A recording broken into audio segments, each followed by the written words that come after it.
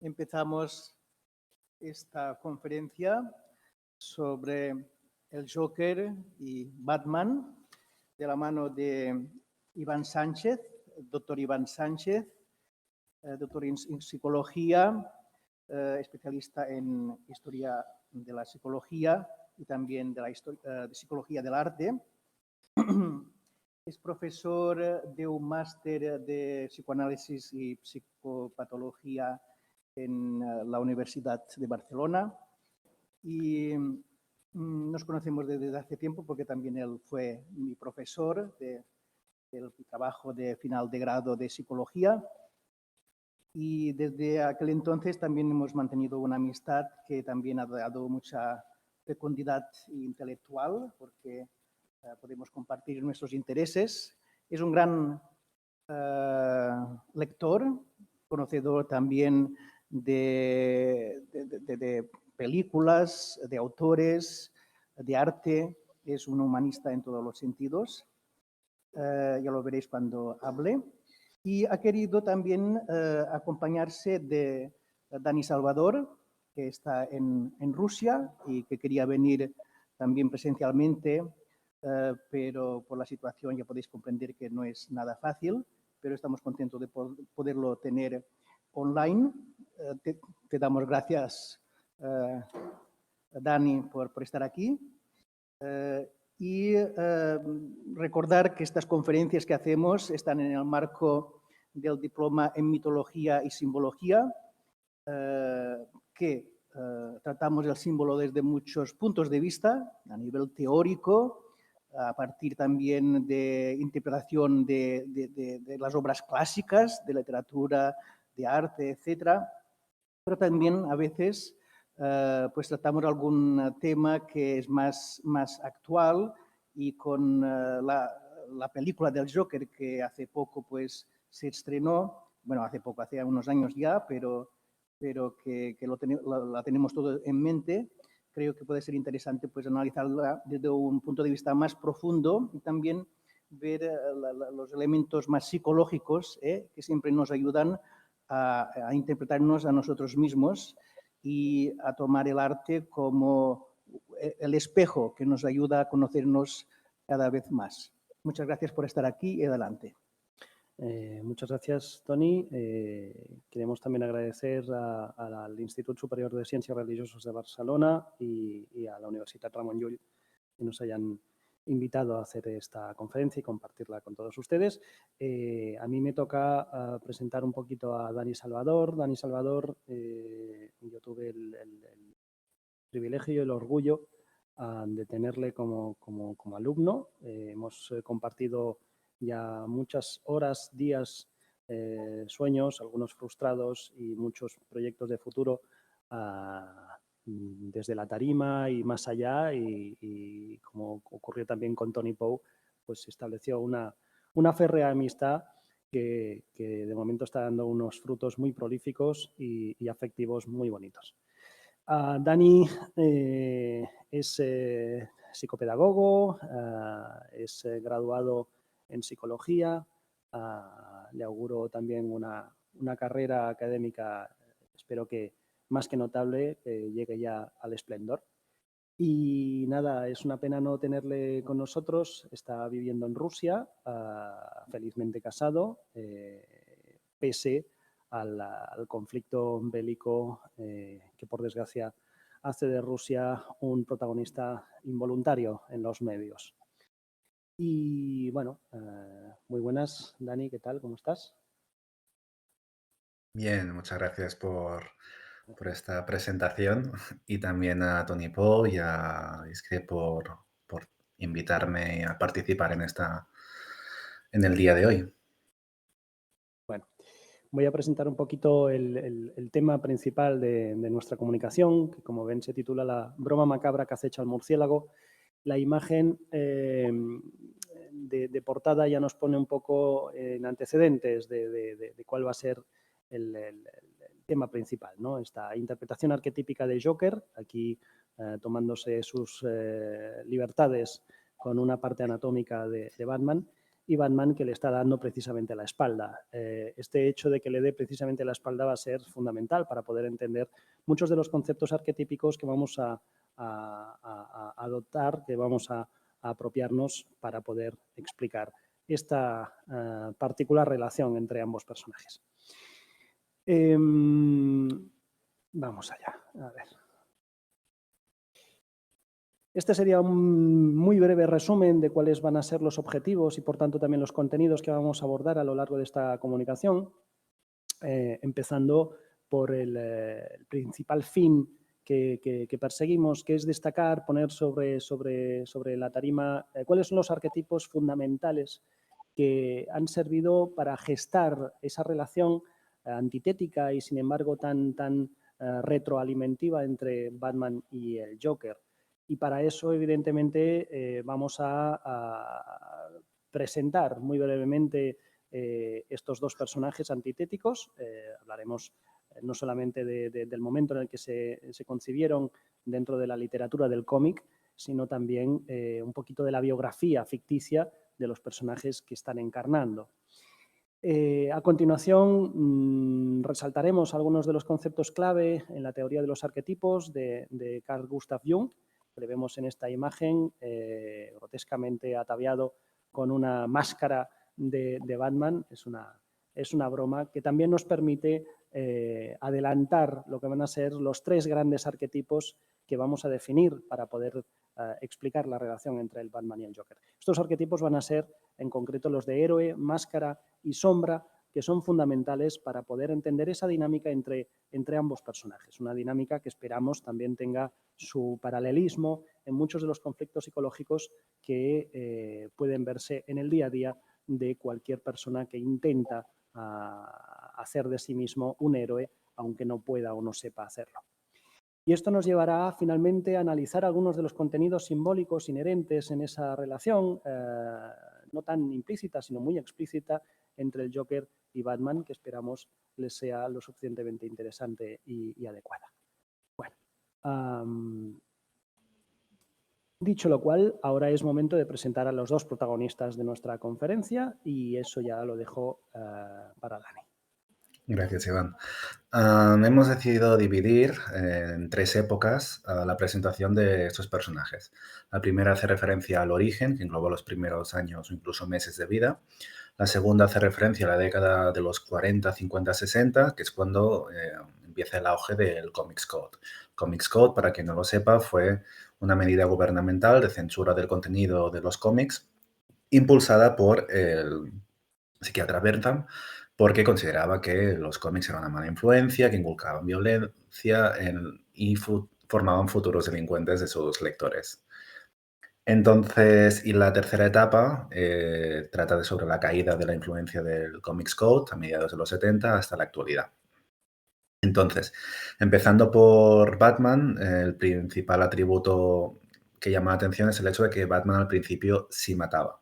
Batman asesinaba a los criminales como reflejo también del contexto sociohistórico de la época, donde eran historias de blanco y negro en blanco y negro. Los buenos eran muy buenos y los malos muy malos y no había ninguna clase de desafío del statu quo.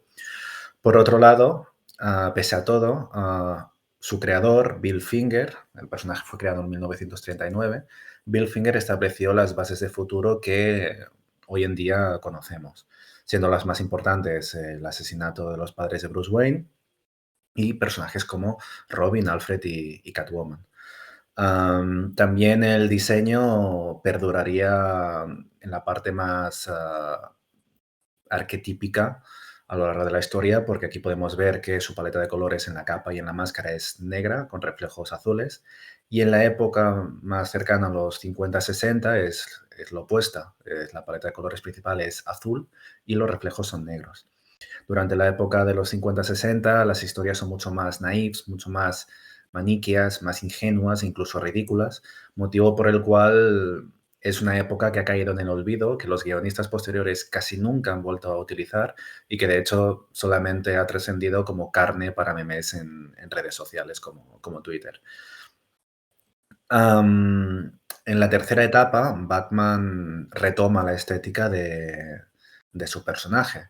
De hecho, podemos ver aquí que vuelve a tener un tono mucho más serio, mucho más lúgubre, mucho más oscuro. Pero, y de hecho los guionistas actuales incluso, hasta 80 años más tarde, han seguido desarrollando los principios que Bill Finger ya en 1939-40 empezó a crear. Pero sí hay un cambio fundamental en la psicología del personaje, y es que Batman a mediados de los 70 adopta su regla de no matar. Si el personaje de Batman da un giro de 180 grados, el personaje del Joker da un giro de 360.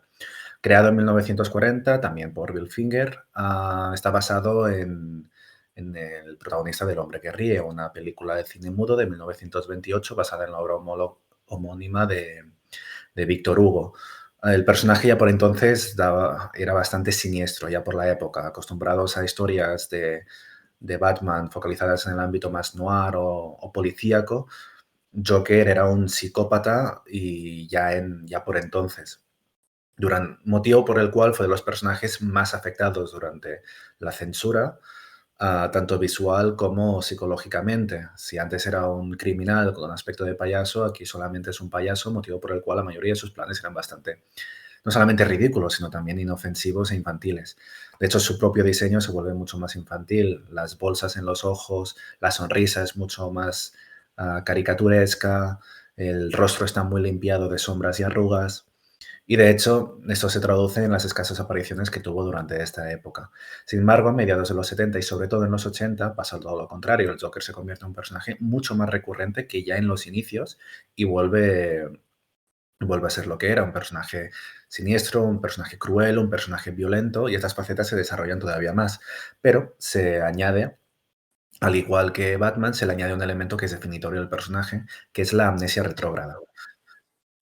En la En la novela gráfica La broma asesina, de Alan Moore y Brian Boland, el personaje se desarrolla en dos tramas, una en el pasado y otra en el presente, y la trama del pasado trata sobre un flashback, sobre el origen del Joker y cómo se le desfiguró la cara. Llegado a cierto punto de la novela gráfica, nos damos cuenta de que no solo estamos en un recuerdo del Joker, sino que estamos recordando cómo el Joker. Porque se nos descubre que el Joker cada vez, él admite, que cada vez recuerda aquel episodio de manera diferente, lo cual nos sugiere que el Joker no conoce su origen, y eso es un elemento muy importante, porque no solamente es que lo desconozca, sino que él quiere conocerlo. Por eso trata de reconstruirlo una y otra vez. Y es que el Joker es un personaje que está en constante necesidad de una identidad propia. Esa identidad, que tampoco puede encontrarla en su vida actual, porque Gotham es una ciudad corrupta, en la cual cualquiera puede corromperse, salvo por Batman. La constante de Batman es su constante. Batman es, digamos, su faro de seguridad. Y él construye su identidad en base antagónica a Batman. Es decir, el principio del Joker es: yo no sé quién soy, pero sí sé quién es él, así que seré lo contrario a él. Y así es como halla su identidad. Y ahora, hecha ya la presentación de los dos protagonistas que van a centrar nuestro análisis, vamos a ver un poco el cuerpo teórico que sustenta este estudio. Eso nos lleva a presentar un poquito, de manera muy superficial, muy rápida, el corpus teórico de Carl Gustav Jung, que tenemos en esta simpática fotografía. Está ahí sacándole el polvo a un mandala. Pero a Jung lo tenemos que circunscribir, enmarcar dentro de las muchas corrientes del psicoanálisis. El psicoanálisis desde siempre, desde que Sigmund Freud, el insigne maestro de Jung, empezó a oficializar, institucionalizar su saber, ¿no? Y sin saber también que tendría tantos alumnos díscolos que acabarían también independizándose, como el caso de Jung.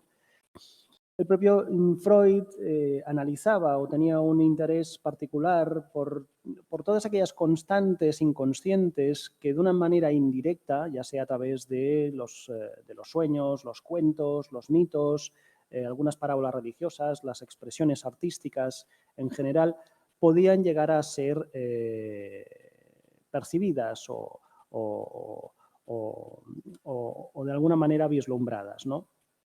En realidad no solamente podríamos decir que el ámbito del estudio de lo simbólico es algo propio y particular de Jung, sino que de hecho toda la escuela de Viena, Otto Ranz, Abraham, Karl Abraham, el propio Freud, analizarían precisamente esos accesos a los contenidos del inconsciente por vías indirectas como las que acabamos de citar.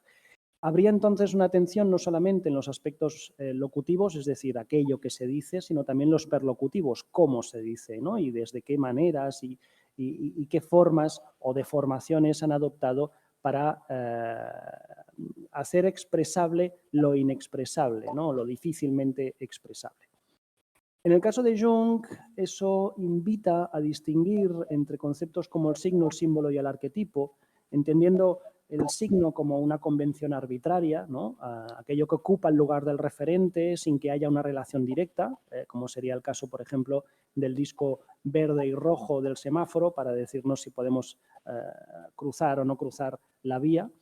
En el caso del símbolo tendríamos una representación perceptible de una idea, pero ahora sí con una convención social que depende, para tener forma, del contexto cultural en el que se circunscribe. Un ejemplo muy claro es, si mencionamos la cruz, eso ya nos vincula directamente con la muerte de Cristo. Y ahora vamos al arquetipo. El arquetipo sí que tiene una función estructural muy profunda de la propia mente humana. Hundiría las raíces de su origen en el albor de los tiempos de la humanidad. Tendría, por tanto, un origen ignoto, no podríamos vincularlo directamente a ningún contexto cultural, a ninguna convención establecida, sino que de suyo, de manera connatural, parece haber sobrevivido a lo largo de toda la evolución filogenética desde el principio de la humanidad.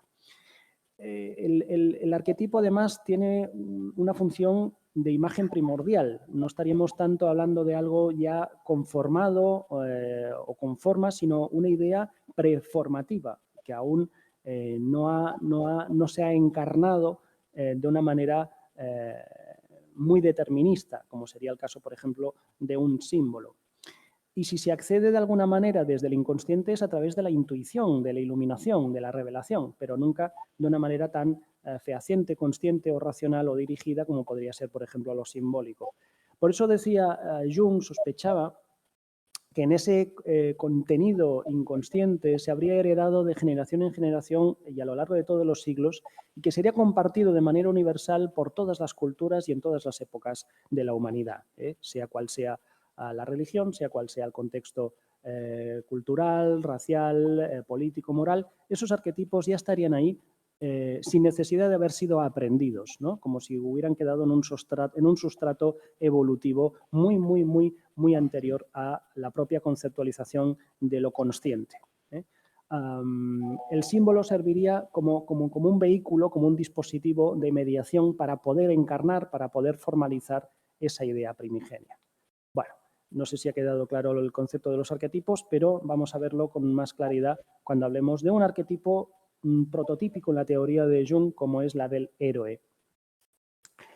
Jung se inspira, como también Freud y la mayor parte de sus colegas en las corrientes del psicoanálisis, en buena parte de la mitología de la antigüedad, ya sea la mitología judeocristiana como también la mitología grecolatina. Y en el caso de la grecolatina, el arquetipo del héroe aparece por todas partes. El esquema siempre se repite de la misma forma. El héroe vendría a ser el hijo entre un mortal o una mortal y un dios o una diosa. Sería algo así como un semidios. Y por tanto compartiría de ambos mundos atributos de uno y otro. En este caso, el héroe podría presumir de un talento, de unos dones, de unos poderes extraordinarios, especiales, que le hacen diferente o superior al resto de sus congéneres, pero, por otra parte, se sabe mortal, es decir, por muy fuerte, muy inteligente, muy veloz que pueda ser, eso no le exime de sufrimiento, dolor, tristeza. Sus heridas son reales, él sangra o ella sangra, sabe que puede morir, su tristeza la siente, ¿no? No se sabe inmortal. Y eso le convierte en doblemente trágico, porque en muchas ocasiones estos héroes lo han sido no por voluntad propia, sino porque así está escrito. Ha sido por accidente, ha sido por azar, han sido elegidos para una misión y en algún momento de su vida el héroe o la heroína puede llegar incluso a dudar de cuál es su función en la vida, de cuál es su mensaje, el mensaje que tiene que dar a los demás, ¿no? No pueden rebelarse tampoco contra ese destino escrito expresamente para ellos porque se les ha dado un don especial precisamente con esa finalidad. Como se ve, la travesía del héroe metafóricamente nos remite, según Jung, a esa particular odisea psicológica de nuestra propia transformación de autoconocimiento, de cómo vamos pasando por diferentes conflictos en la vida que nos hacen caer y luego volver a aprender a levantarnos cada vez más fuertes y resistentes, aún sabiendo cuáles son nuestras limitaciones e intentando superarlas día a día, ¿de acuerdo? De ahí la importancia de un arquetipo como el héroe en la teoría psicoanalítica de Jung. Es lo que él consideraba o denominaba como un proceso de individuación, el poder pasar por esos momentos de flaqueza, de debilidad, que sirvan también para transformarse y convertirse en alguien más fuerte que ha superado sus propias debilidades. En el caso del héroe, eso responde a una cierta, digámoslo así, un cierto despojamiento de sus propios intereses personales para poder hacer de su misión en la vida algo mucho más altruista, mucho más desprendido y que esos poderes extraordinarios, ese talento especial, pueda servir para hacer un bien para la comunidad, para compartirlo con los demás, que no responda, en efecto, a esos objetivos más personales del sí mismo, ¿no? Ha de actuar sin un sentimiento egoísta, sin sentimiento de culpa y que además haya la posibilidad de que ese sacrificio altruista le permita que ese proceso de transformación sea un bien compartido por todos los demás. Si este es el arquetipo del héroe, cabe discutir si Batman entraría dentro de este traje, ¿no? Tenemos nuestras dudas y querríamos también compartirlas con ustedes. Lo que sí está claro es que cuando se creó al Joker sería con una identidad de antihéroe, sería todo lo contrario, pero de eso hablaremos más adelante. Ahora lo importante es, sin embargo, destacar otro de los arquetipos más destacados en la teoría de Jung, como es el de la máscara. Jung, a quien aquí vemos también con una máscara de las que, por desgracia, se han puesto muy de moda actualmente en esta mascarilla. Jung se inspiraba para este concepto en la persona o en el objeto máscara que conocemos del antiguo teatro griego. Estas máscaras que se utilizaban regularmente servían no solamente para darle una caracterización grotesca o para reafirmar la emoción que se quería transmitir con la máscara que se ponía el actor, sino también para poder proyectar o deformar la propia voz para crear o provocar un efecto en el espectador, ¿no? De la misma manera, Jung nos dice, la máscara es algo que simbólicamente nos ponemos para presentarnos en sociedad. A veces queremos una máscara grotesca, a veces queremos una máscara más atractiva. Desde luego, esa máscara no somos del todo nosotros, pero nos sirve también de manera funcional para podernos adaptar a cada contexto y cada entorno.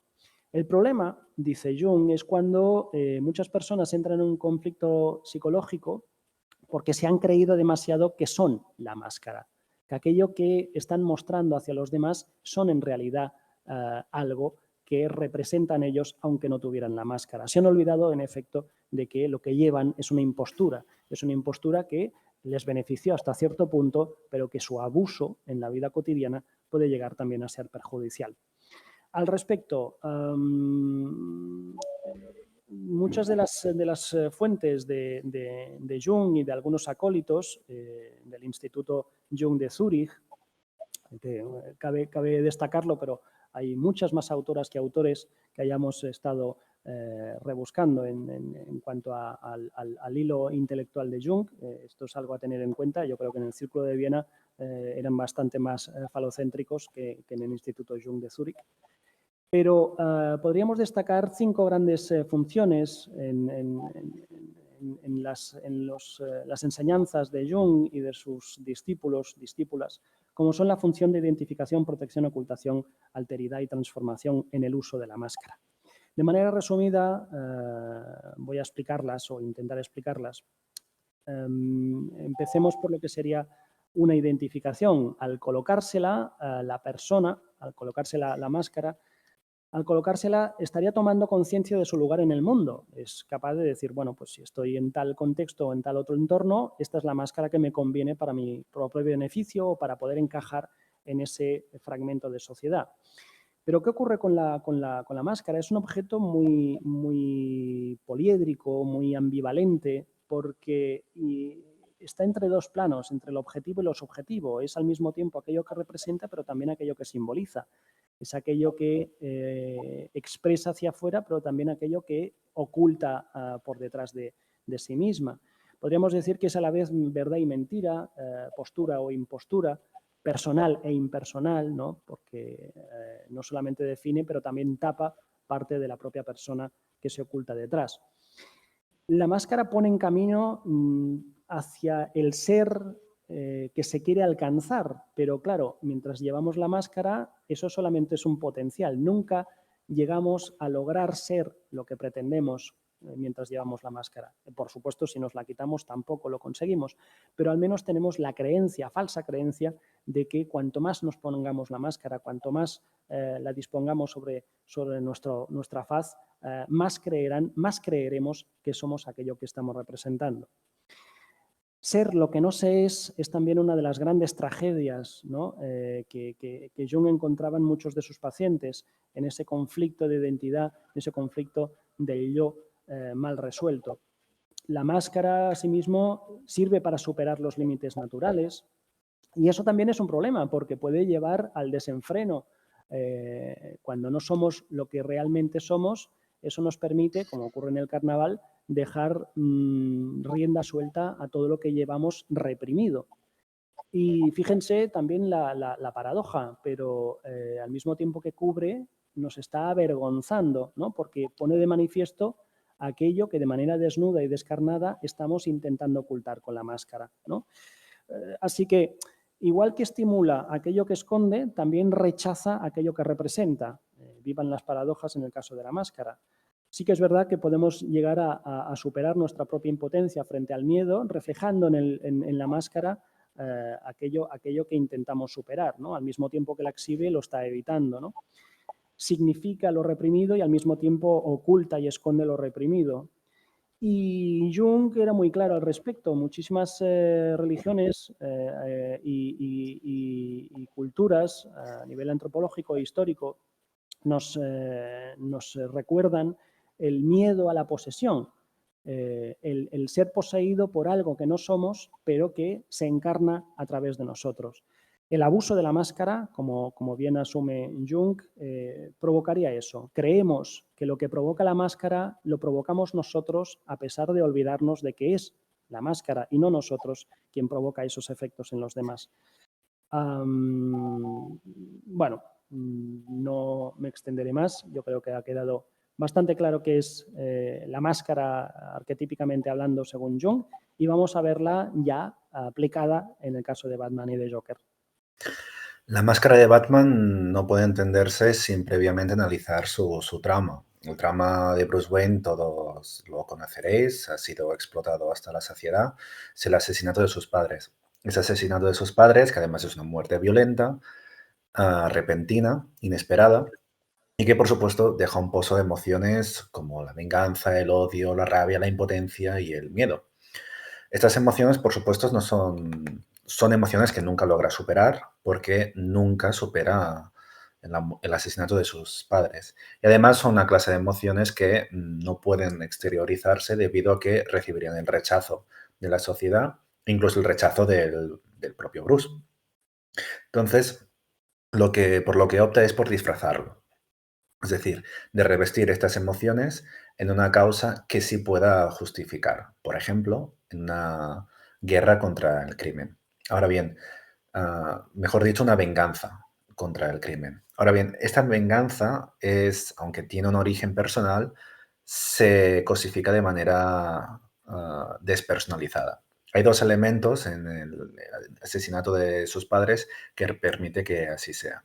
El primero es que el asesino de sus padres es un ladrón de poca monta, no es nadie importante. De hecho, es un hombre que es tan poco importante que si le cambiásemos el rostro seguiría siendo la misma persona. Es una persona que al poder adoptar cualquier rostro realmente no posee ninguno. No es ni un capo de la mafia, no es ni un supervillano, ni nada de eso. Tiene un nombre y apellidos, pero ni siquiera son relevantes. El segundo elemento es que los padres de Bruce Wayne no son asesinados porque sean ricos, ni porque sean poderosos, ni porque formen parte de una conspiración, ni siquiera por una venganza personal, porque el ladrón que los mata se los encuentra. Ni siquiera los había hecho su objetivo hasta 10 segundos antes de apretar el gatillo. Es decir, el motivo por el cual los padres de Bruce Wayne son asesinados es simple y llanamente porque pasaban por ahí. Es así, no tiene ninguna otra razón. Es un asesinato completamente azaroso.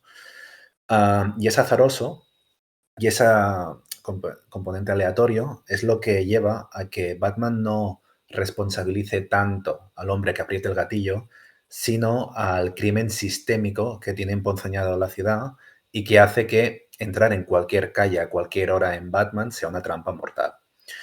Eso lleva a dos cosas. Primero, que el objeto de venganza de Batman sea despersonalizado, es decir, él lo focaliza más en en el crimen que en los criminales, y que el objeto de defensa y que el sujeto de defensa de Batman sea también despersonalizado. Él habla, aunque obviamente él protege a los ciudadanos de Gotham, él siempre habla en términos de mi ciudad y de proteger a Gotham. Batman lo que hace constantemente al enfundarse el traje es exponerse al trauma. Pero esta exposición lo que le permite es, ahora que tiene más recursos, tiene más fuerza, más experiencia, él ahora sí que puede derrotar al villano y salvar al inocente. Pero es una reexposición que lo único que hace es causarle más dolor, porque al final lo que trata de hacer es reemplazar el evento traumático que no podrá. Nunca va a poder salvar, nunca va a poder detener al ladrón que mató a sus padres y nunca podrá salvar a sus padres. También existe una cierta actitud adictiva hacia este estilo de vida, como se ve reflejada en la historia de Frank Miller del Caballero Oscuro. El Caballero Oscuro trata sobre un futuro distópico mediante el cual Batman ya se ha retirado, acumula muchísimas heridas, la edad ya le pesa, pero acaba una vez más el traje y volviendo a ser Batman porque Gotham está infestada de crimen una vez más. Este salir del retiro, a pesar de que físicamente no está para esta campaña, es una muestra más de cómo al final tiene una relación de dependencia por ser Batman. Ya hemos hablado del arquetipo de la máscara, ahora vamos a hablar del arquetipo de la sombra, de aquello que la máscara oculta. La sombra se identifica como la parte más oscura de la personalidad y tiene distintos matices. Jung, por ejemplo, lo entiende como la encarnación de distintos elementos antagónicos a un yo ideal. Terry, por ejemplo, lo identifica como un mal universal desprovisto de connotaciones culturales o de otra clase. Pero el propio Terrell también menciona que es la parte peor consentida de uno mismo, con lo cual, si identifica la sombra como una especie de mal, admite que el mal y el bien son dos mitades de un mismo ente. Y esto es muy importante, porque si el mal y el bien son entes completamente diferenciados, entonces el bien es incorruptible, pero el mal también es irredimible, cosa que no ocurre con esta conceptualización de las mitades. Lo que busca la máscara, en cierto modo, también es reprimir las cualidades que podrían arruinar esa imagen ideal y que serían representadas por la sombra. Esto aparece en la historia de Arkham Asylum de Morrison y Mackay, según la cual Batman y el Joker son realmente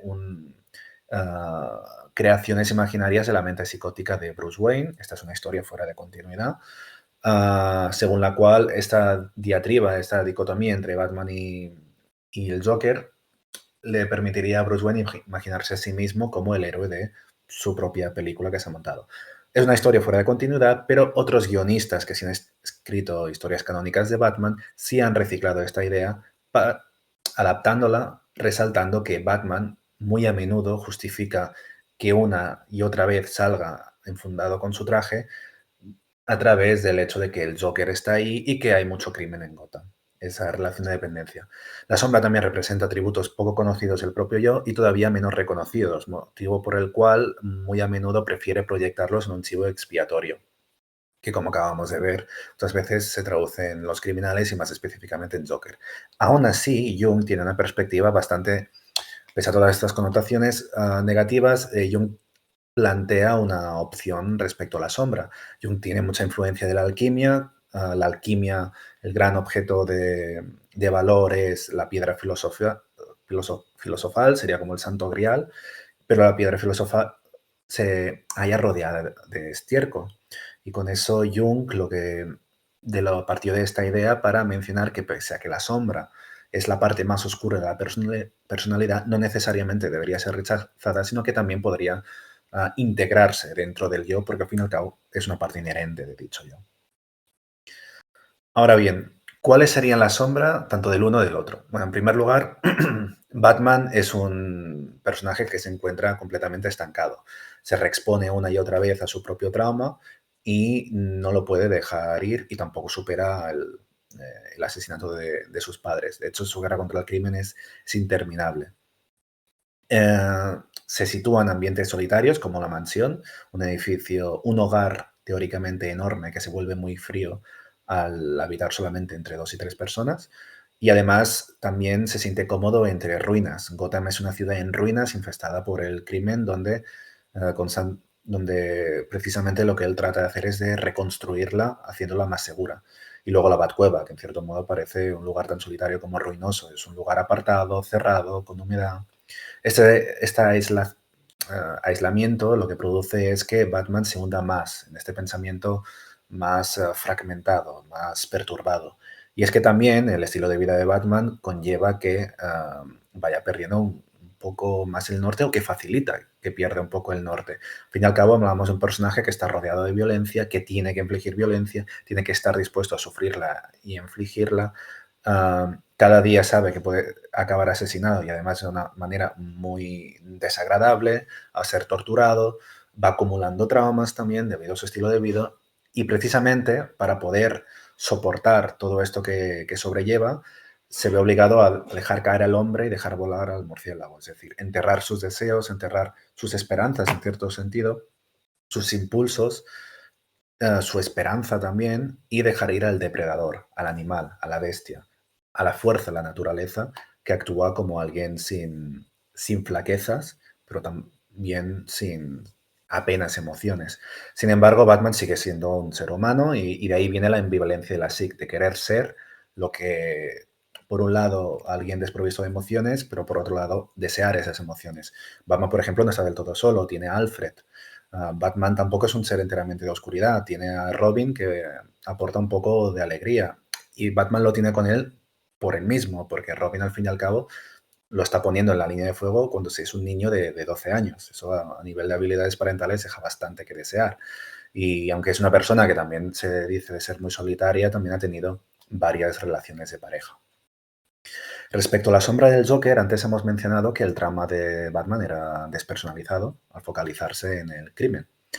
El Joker también la mayoría de el evento traumático de Bruce Wayne principal es el asesinato de sus padres, que es un elemento azaroso, pero los eventos traumáticos de Batman a lo largo de su carrera van a ser muy arbitrarios. Hay dos principales que además no solamente son arbitrarios, sino que también tienen un rostro, el del Joker.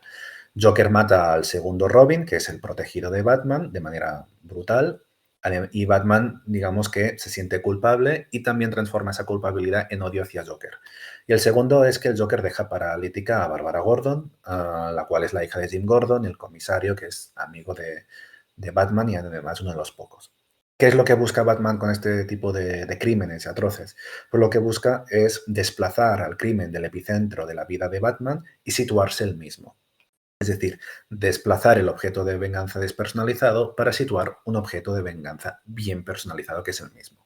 De esta manera estaría tentando a Batman a abrazar todo su poder para su propio beneficio, entendiendo para su propio beneficio el hecho de dejar ir sus impulsos, puesto que Batman reconoce más de una ocasión que él desea asesinar al Joker.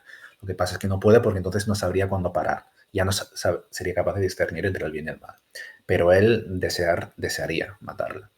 Sin embargo, esa es la gran tragedia del Joker. El Joker quiere destruir al héroe y para destruir al héroe tienes que destruir su causa. Pero claro, recordemos que su causa es la constante a la que se aferra el Joker para construir su identidad. El Joker construye su identidad siendo lo opuesto a Batman. Si Batman deja de ser quien es, el Joker eventualmente tampoco sabrá cómo construir su identidad y también perderá su propia identidad.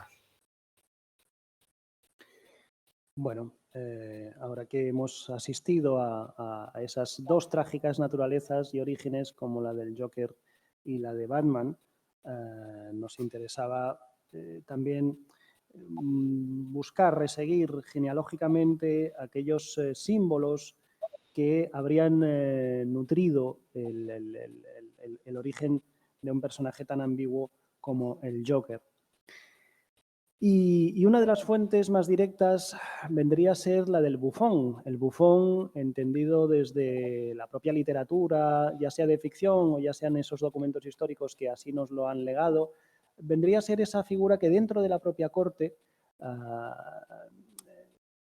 se utilizaría o tendría la función de poner sobre la palestra, a través del sarcasmo, de la burla, de la broma, de la chanza, aquellos defectos, aquellos vicios de la propia corte. Es decir, un soberano con autoridad, pero tolerante, magnánimo, bueno e inteligente y fuerte, tendría muy a su pesar un rival oficial, como sería un bufón, para que le riera, se burlara de todos sus puntos débiles, ¿no? Que pusiera de manifiesto cuáles son los límites de su propia fortaleza, de su propia autoridad. Pero claro, siempre dentro de los canales establecidos. En ese sentido, el bufón sería un rival tolerado dentro de la corte, dentro de ese contexto. Esto ya implica una dinámica bastante perversa, porque estaríamos diciendo que en todo caso el bufón sabe cuál es su función dentro de la corte y que difícilmente irá más allá de morder la mano de aquel que le alimenta, ¿eh? Como mucho morderá la mano y poco más. Otra cosa es cuando se excede, ¿no? Para provocar en el otro un objetivo, una intención absolutamente personal, ¿no? Pero bien es verdad que otra de las funciones poco conocidas del bufón era ocupar el lugar del rey, no para reírse de él, sino en el último momento, cuando el rey ha de ser sacrificado porque ha sido vencido por un enemigo exterior a la corte. El bufón tenía la obligación de, voluntario o involuntariamente, ocupar el lugar del rey para ser él sacrificado, ¿no? En este sentido, ocuparía o tendría esa función también de chivo expiatorio sobre el cual se subsimirían las culpas de otro, ¿no? Aquí podríamos utilizarlo un poquito como si fuese una sombra a la que culpabilizar de los errores propios. Esto es algo justificado a nivel histórico porque en muchas ocasiones los bufones eran escogidos por algún tipo de deformidad, ya fuera en la cara, ya fuera por ser jorobados o incluso ya no haber nacido con una fisionomía grotesca, sino por haber sido mutilados en algunos casos por los propios progenitores para poder ganarse así los favores de la corte y poder salir de la pobreza, ¿no? Es algo que el propio Víctor Hugo en la novela El hombre que ríe, que también fue una de las influencias para el Joker, se subraya muy bien, ¿no? Esta mutilación facial forzada, ¿no? Esto implica también un rasgo trágico en el bufón, que también tendría su correspondencia en el personaje del Arlequín en la comedia del arte. En el siglo XV, el Arlequín no sería solamente esa especie de payaso triste que vemos tan a menudo en algunas representaciones infantilizadas, sino que respondía al arquetipo de un espíritu errante que para pasar desapercibido entre los seres humanos tiene que exagerar las emociones humanas para que no descubran la mascarada. Cuando ríe lo hace de manera exagerada, cuando llora lo hace de manera exagerada y siempre su presencia escénica provoca una disonancia cognitiva, exagera demasiado lo que en el fondo tendría que ser lo más natural del ser humano. Claro, ¿qué ocurre con el bufón en este caso? El bufón, que serviría también a nivel de comunidad para aflorar aquello más reprimido, es algo que en muchas fiestas de origen pagano seguimos haciendo en el carnaval, por ejemplo, el Día de los Santos Inocentes, ¿no? Y vendría a ser esos momentos que en la corte se permitía, ¿no? Ni que fuera uno o dos veces al año, que los propios ciudadanos pudieran dar pábulo a aquello que reprimían, ¿no? De tal manera que, bueno, mientras sea acotándolo dentro de un ámbito de lo festivo, se impide la posibilidad de que haya una rebelión contra el rey precisamente por su ejercicio de autoritarismo absoluto, de absolutismo que no permite que de vez en cuando haya algún escape de lo que se reprime, ¿no? Estos serían las fiestas del histrión. Y serían momentos en los cuales, en efecto, a través de esa mascarada se deja llevar, ¿no? Se deja rienda suelta a lo que más se desea, pero más se ha reprimido a lo largo del año. El Joker también funcionaría de una manera muy similar.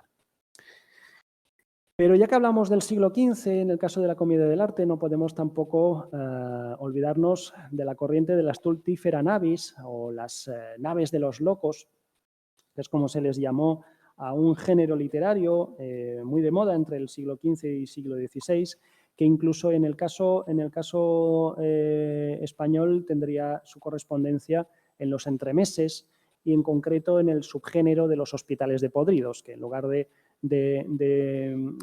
encauzarlo, enmarcarlo dentro de una nave metafórica, de un barco metafórico, pues sería pues, un asilo para locos, donde el rol de los podridos serían aquellos que han sido podridos en su propia moralidad, que tienen una espiritualidad corrupta, ¿no?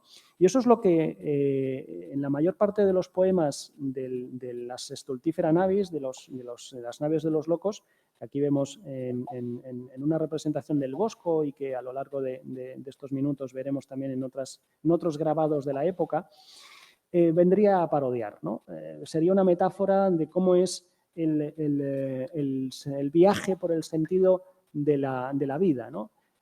En el fondo, y parodiando un poquito ese arquetipo del héroe odiseico que sería Ulises, el sentido de la vida es que no tiene sentido, que es un sinsentido.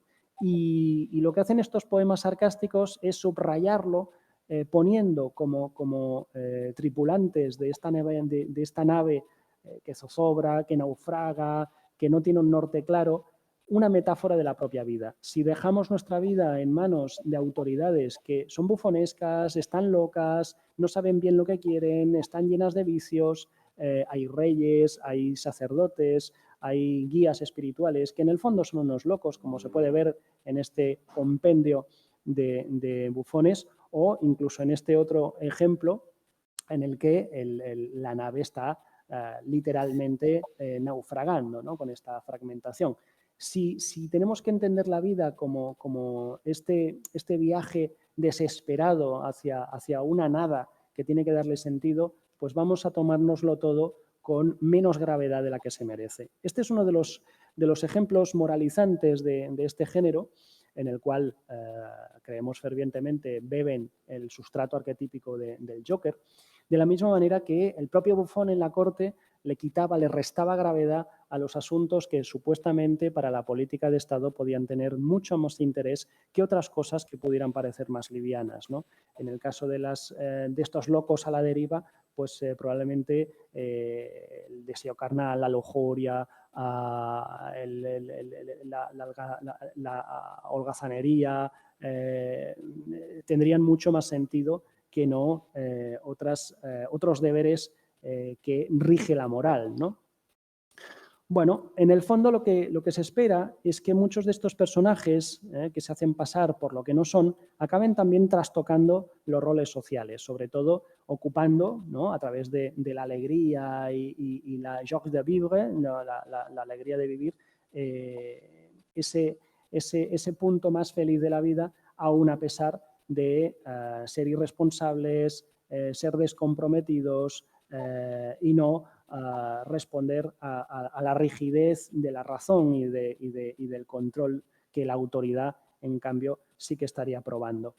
Y, por supuesto, va a ser algo que el propio Joker va a asumir para sus propios fines, ¿no?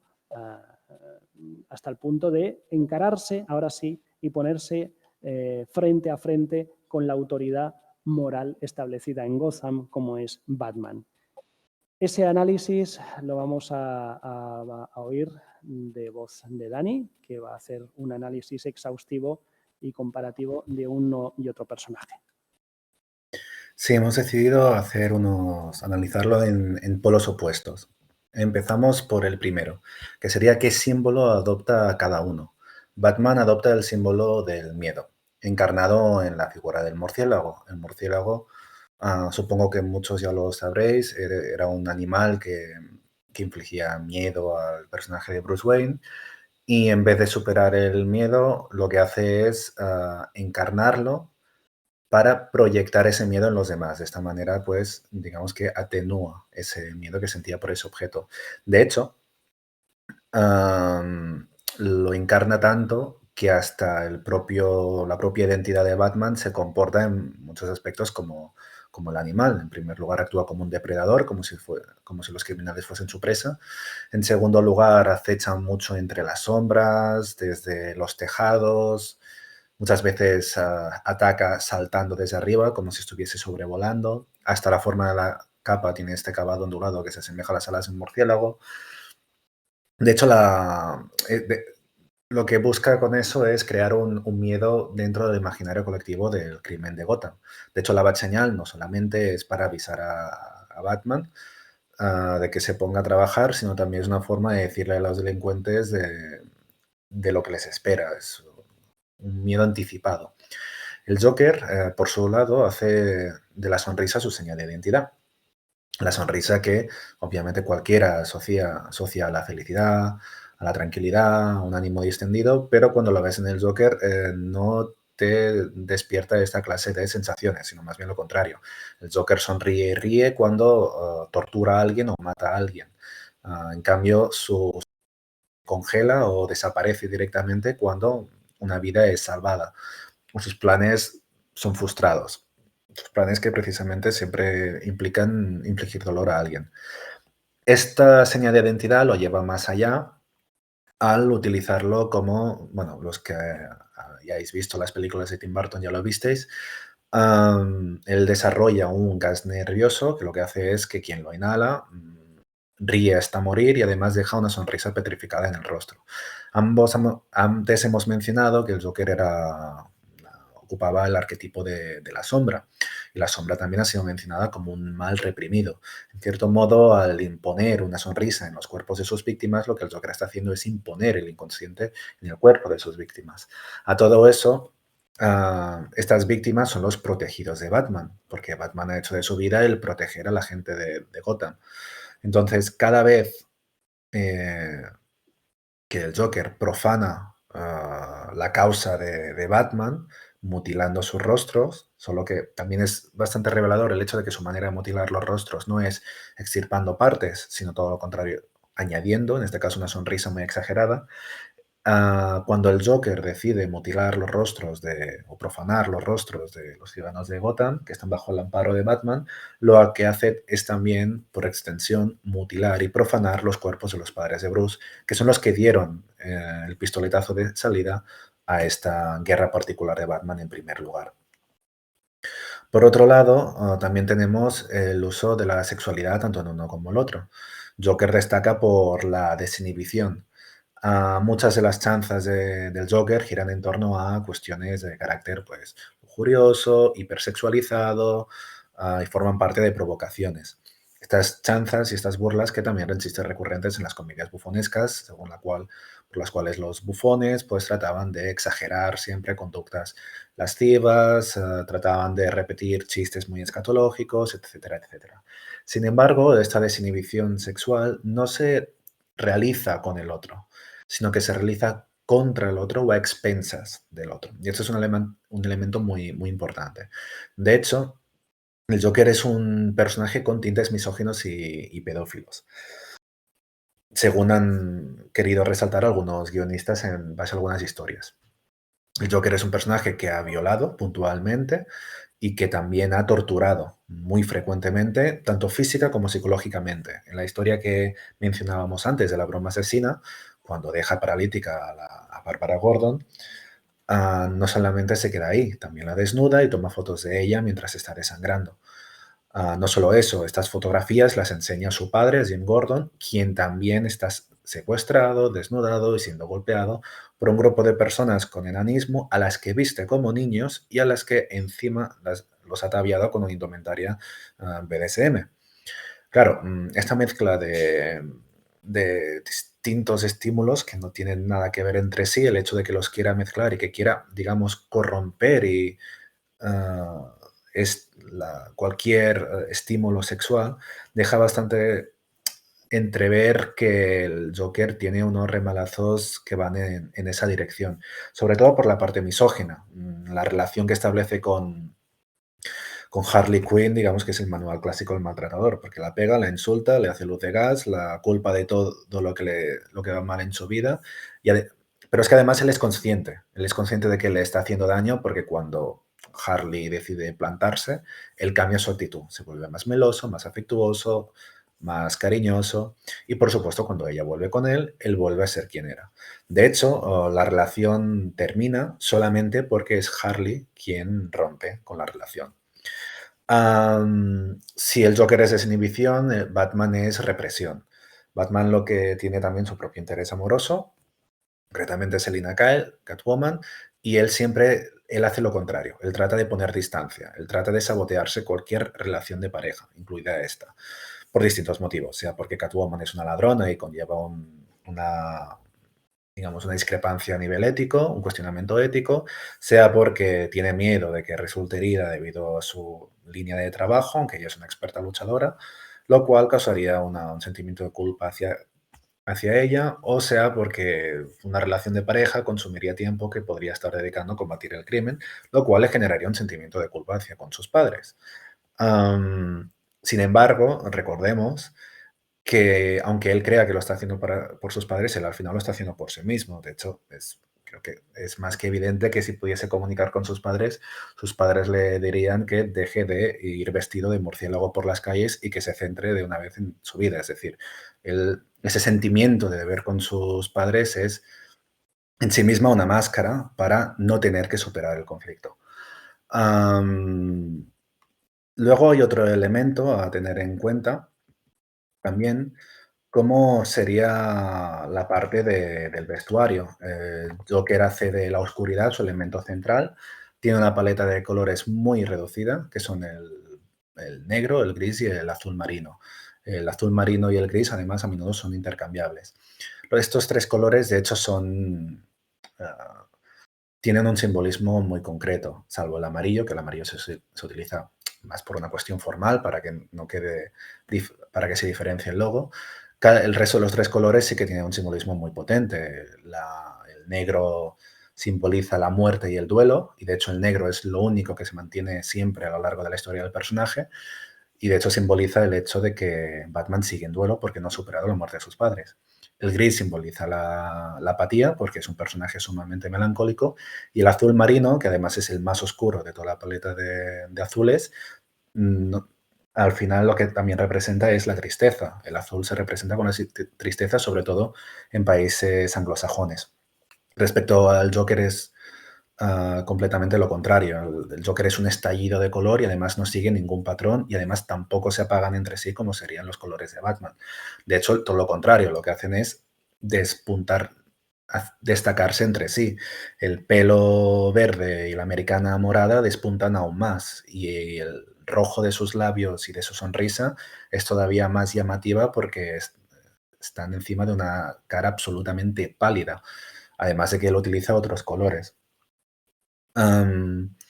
Por supuesto, este histrionismo también se ve traducido en los bufones de la época. Los bufones de la época también utilizaban unos uniformes bastante exagerados e histriónicos con colores muy llamativos. Pero también hay un elemento muy curioso. Batman se veta muchísimos colores, pero el Joker también se veta colores, porque hay 3 colores que no utilizan nunca, que precisamente son los de Batman: el negro, el gris y el azul marino. De modo que el Joker, pese a toda su desinhibición y toda su amoralidad, en el fondo también tampoco es libre del todo. Y respecto a la moralidad y amoralidad, creo que no hace falta resaltar mucho el hecho de que representa uno y otro. Batman representa un código ético, el Joker representa destrozar el código ético de distintas maneras. Pero siendo el más reseñable,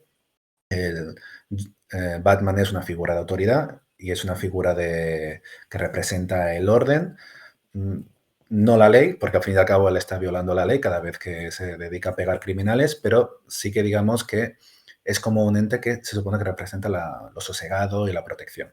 Joker es todo lo contrario. El Joker lo que hace es desafiar ese statu quo y poner en peligro a otras personas y sobre todo relativizar y reírse de cualquier código moral. Esta pugna se asemeja mucho a la que existía entre el bufón y el rey. El rey representaba la solemnidad y la importancia de la ley y de la corona, mientras que el arlequín, el bufón, lo que hacía era burlarse de la ley y de la corona. Eso sí, dentro de cierto límite. Y este límite también se presenta en Batman y el Joker a partir de una relación mediante la cual se necesitan el uno al otro. Puestas así las cosas, ya queda claro que íbamos a concluir como vamos a concluir, que si tenemos que entender a Batman y al Joker como 2 encarnaciones antitéticas que representarían al bien y al mal, tenemos que, sin embargo, aceptarlas como 2 mitades dentro de una misma totalidad, ya sea por utilizar al Joker como una sublimación, como ese chivo expiatorio del que hemos ido hablando a lo largo de la comunicación, como también el hecho de cuestionarnos si Batman es verdaderamente la máscara de Bruce Wayne o bien es el Joker la sombra de ese Batman, ¿no?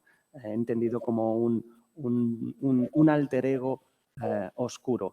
Lo que sí queríamos resaltar es que en esa ambivalente presencia del uno con el otro y inevitablemente del uno sin el otro no podemos entender esa dinámica, se establece una energía psíquica que sería muy posiblemente parangonizable con lo que sería la construcción del yo, el autoconocimiento del yo que nos propone Jung con el proceso de individuación al que se refiere. La propia confrontación entre uno y otro, entre el Joker y Batman, pues podría muy bien ser un ejemplo metafórico de cómo esa confrontación, ese conflicto interior permite o permitiría potencialmente a que ese yo escindido, ese yo herido pueda resurgir más fuerte, más fortalecido, más resistente, más consciente de sus propias heridas y limitaciones y así poder reconstituirse. Lo que ocurre con Batman, sin embargo, es que esa no reconciliación con la sombra que podría representar su propio dolor, ya sea en sí mismo como también encarnado en el Joker, nos lleva a entender que el pobre Bruce Wayne, pese a todo ese esfuerzo sobrehumano, no ha llegado a completar ese proceso de individuación al cual nos refiere Jung. Ahí podríamos considerar que si está en proceso de ser un héroe, todavía no lo ha conseguido del todo. Con esto ya cerramos nuestra comunicación, no sin antes exponer unas cuantas de las fuentes bibliográficas que nos han servido de base para esta investigación, esperando también que al compartirlas pues, podamos también abrir nuevos horizontes y curiosidades e intereses por la psicología analítica de Jung aplicada a algo tan divertido como son los cómics. Gracias. Gracias, Dani. Pues muchísimas gracias por esta exposición que es interesantísima, detallísima, de una profundidad que uno no se espera en esta clase de conferencias cuando se hablan de los cómics. Los que estáis en casa podéis hacer preguntas en el chat si queréis o algún comentario. Y los que estáis aquí también si queréis decir algo, os pediría que lo dijerais en el micrófono y así también nos podrán sentir los que están en casa.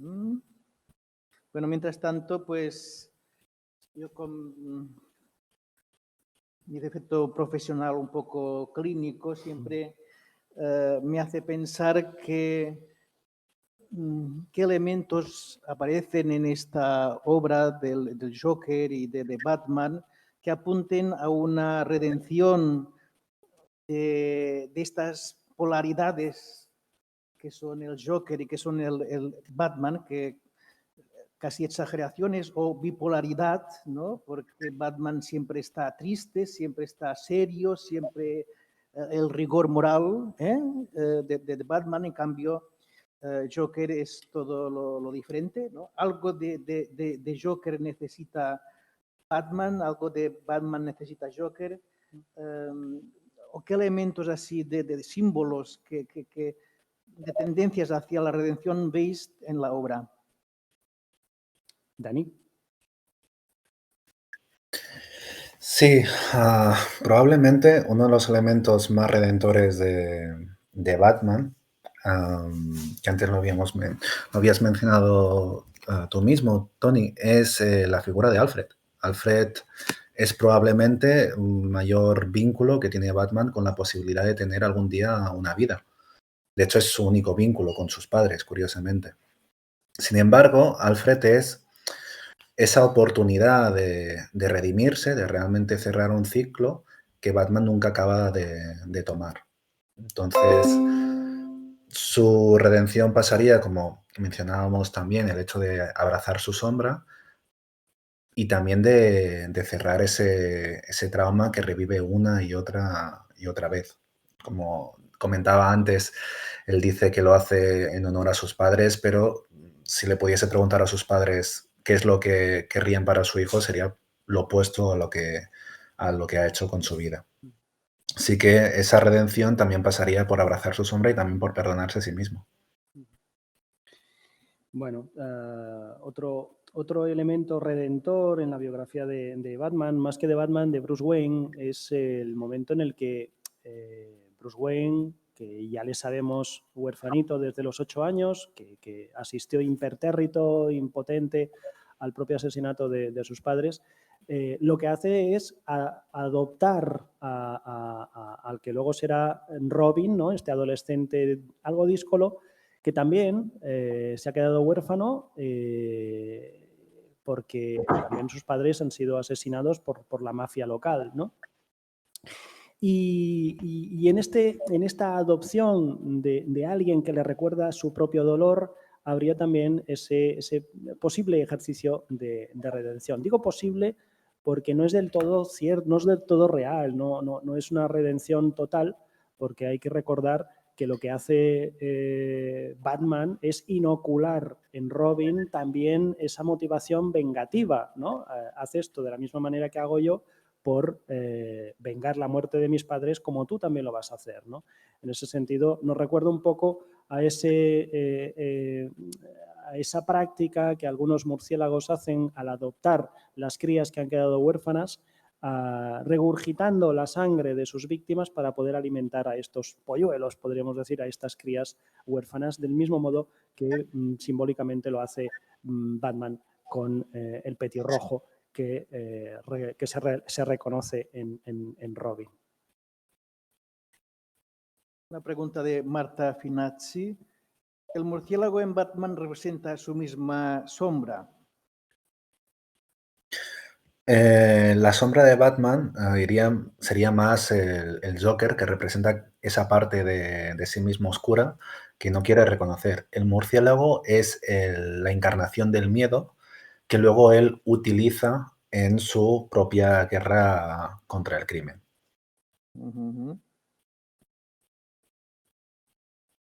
Pues no veo más preguntas, pero sí muchas felicitaciones por la conferencia. María Olivera, ha sido interesantísimo, muchas gracias. Sí, sí, por favor.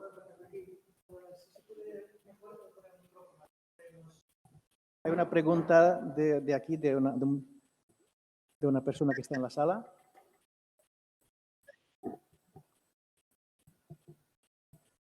Muy bien. Yo quería también decir como usted una felicitación por un trabajo que me ha parecido excelente y que me ha ido aportando muchas ideas conforme iba oyendo los diferentes aspectos de los dos personajes. Y al mismo tiempo estaba pensando que el mismo método se podía utilizar para otros estudios. Es la misma base psicoanalítica.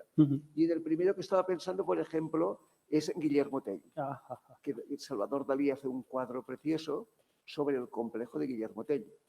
Y luego estaba pensando sobre cómics españoles.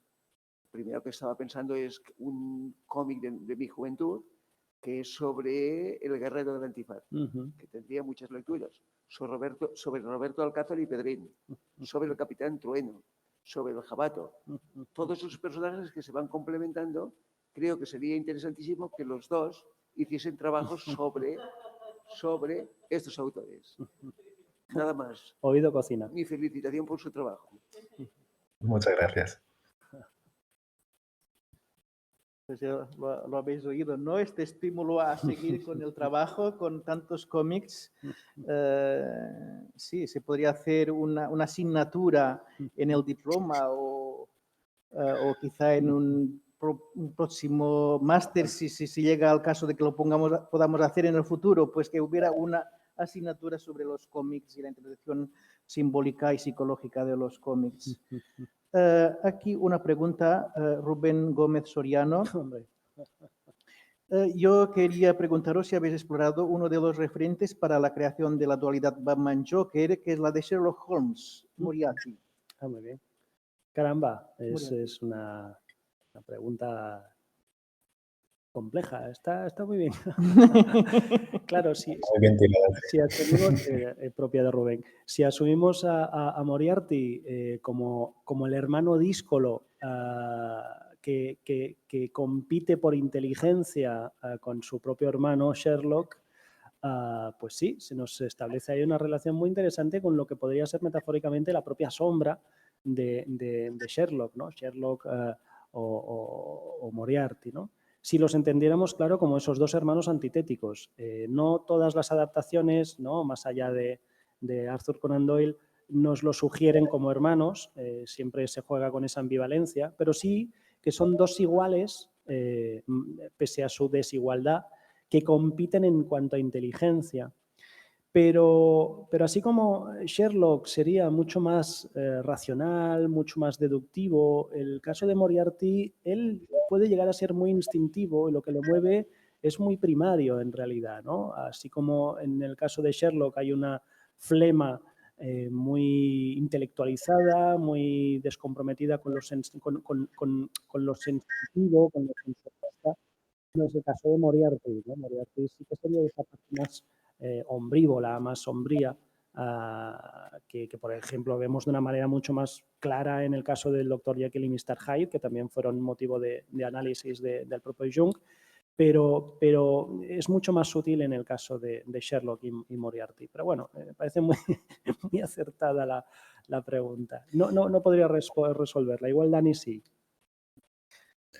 No, porque precisamente las historias de Sherlock Holmes me las acabo de empezar ahora y no querría empezar a hacer asunciones que luego terminen en saco roto.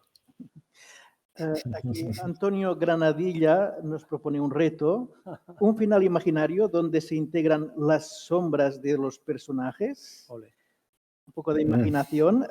Luisa Palma responde, ya Batman y Joker ríen juntos. Sí, esto sería quizá el final feliz, pero para llegar a eso, ¿qué tendría que pasar? Sí. ¿Tú qué dices, Dani? Claro. El tema es que al final, para eso sería necesario que tanto Batman como Joker solucionasen sus digamos, sus propios conflictos. Batman sí o sí tiene que cerrar el duelo para con sus padres, Sí. porque si no seguirá siendo una persona fragmentada. Ujú. Y el Joker tiene que solucionar su tendencia a establecer relaciones codependientes, porque hemos mencionado la relación con Batman, Sí. pero la relación que también establece con Harley Quinn de maltrato y abusiva también es dependiente. Es decir, Joker también acaba estableciendo una relación de dependencia con ella. Entonces, básicamente, para poder hacer las paces entre ellos, previamente tendrían que hacer las paces consigo mismos. Ujú. Y eso es un proceso bastante complejo, sobre todo en el caso del Joker, ¿no? Que es, al ser el villano, pues a veces se lleva muy lejos el hecho de ser el malo por ser el malo. En el caso de Batman es el hecho de permitirse a sí mismo el cerrar un episodio que todavía trata de solucionar obsesivamente y que no puede, porque ya es el pasado. Ujú. Sí, a nivel clínico y psicológico, pues esta intervención creo que es fundamental. Lástima que no haya salido en la primera conferencia en catalán, porque creo que hubiera sido también muy interesante. Es decir, el duelo de Batman y la codependencia del Joker. Lo encuentro genial. Claro, ¿qué símbolos, qué imágenes ayudarían a estas reconciliaciones? Pero esto ya sería otro estudio, otro estudio. Ujú. Bueno, pues nada, felicitaciones de Radostina. Hay también un portugués o brasiliano. Sí, A ver. Susana. Sí.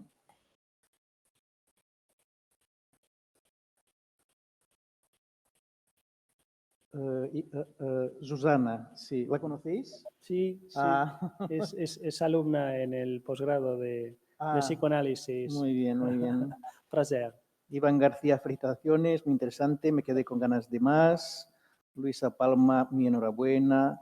Iván García, gracias Iván y Daniel. Caterín Valencia, qué buena apuesta ver los arquetipos en contraste con estos personajes que tal como lo muestran, develan los propios contrastes del sujeto. Os felicito, me encantó, Caterín Valencia. Gracias, Catherine. Sí. Rubén Gómez, muchas gracias por la exposición, ha sido muy interesante. Muy bien. ¿Dónde podrá verse la grabación de esta sesión? En la página del ISCREP, www.iscrep.org, entráis allí y la pondrán el link y la podéis ver allí. Iván García, desde Buenos Aires. Pues mira qué bien, que podamos contactarnos desde esta distancia, pero unidos por los mismos intereses. Pues no hay nada más. Muchísimas gracias a vuestra participación, a vuestra atención, los que estáis aquí presentes y los que estáis en casa. Gracias por vuestra atención y sobre todo a Iván y Dani por esta generosidad en haber preparado tan bien estas conferencias, los mismos PowerPoints con las fotografías. Es que todo ayuda a profundizar en estos temas. Muchísimas gracias y hasta la próxima conferencia sobre mitología y simbología, que ya será el curso que viene, ¿no? El curso que viene. Bueno, muchas gracias a vosotros. Gracias. Adiós, Muchas Dani. gracias. Adiós, Dani. Adiós, cuidaos mucho. Gracias por participar. Ah.